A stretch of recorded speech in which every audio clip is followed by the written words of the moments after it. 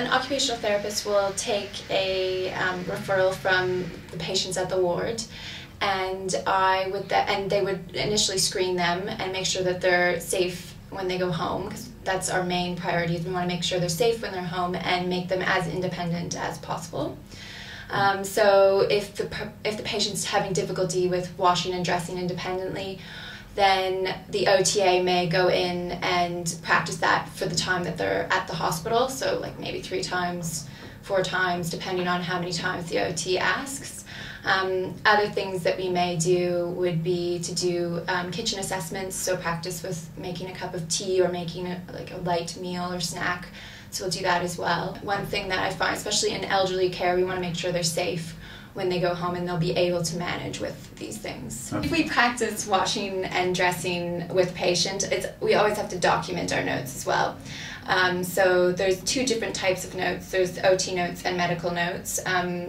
Usually the medical notes are just what the medical team needs to know, so they don't necessarily need to know exactly what we did at the washing and dressing assessment. So you would document just the OT notes, so therefore if the OT wasn't there that day, they can always see what was said. And it's obviously really important to document your notes for legal reasons as well. So a lot of the day, or many days, you end up going to home visits or access visits. Home visits are when you take the patient that's on the ward with you, with the OT, and you just check out, basically see what they're like in their home environment, so how they're managing in their home environment. So if you do a kitchen assessment here, it's not really going to be the same as when they're home. So often patients are better in their home environment because they know where everything is, so sometimes the OT will decide, look, we need to see them in their home environment. So we take them on a home visit and just check how they're managing with all their transfers, getting on and off their bed, managing with a cup of tea in the kitchen, getting on and off the toilet, those sorts of things. Okay.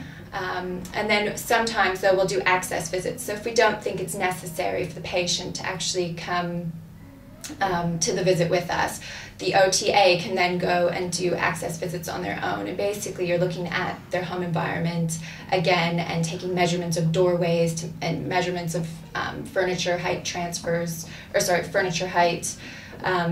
so that the patient's transfers are safe when they get on. Sometimes we'll have to raise chairs or beds to make it easier for patients to get on and off. And usually we'll know that by what they're doing on the ward. So if they're getting on and off the chair at 19 inches here, then we might say, ooh, their chair's only 15 at home, so we have to try and we'll put some equipment in to raise it or get them a new chair. Okay. So, rolling again. Okay, so what kind of person do you think is going to be successful as an OTA? You definitely have to be a people person and want to work with people on a daily basis. You work so closely with them and you look at all different aspects of them, so social, emotional, medical.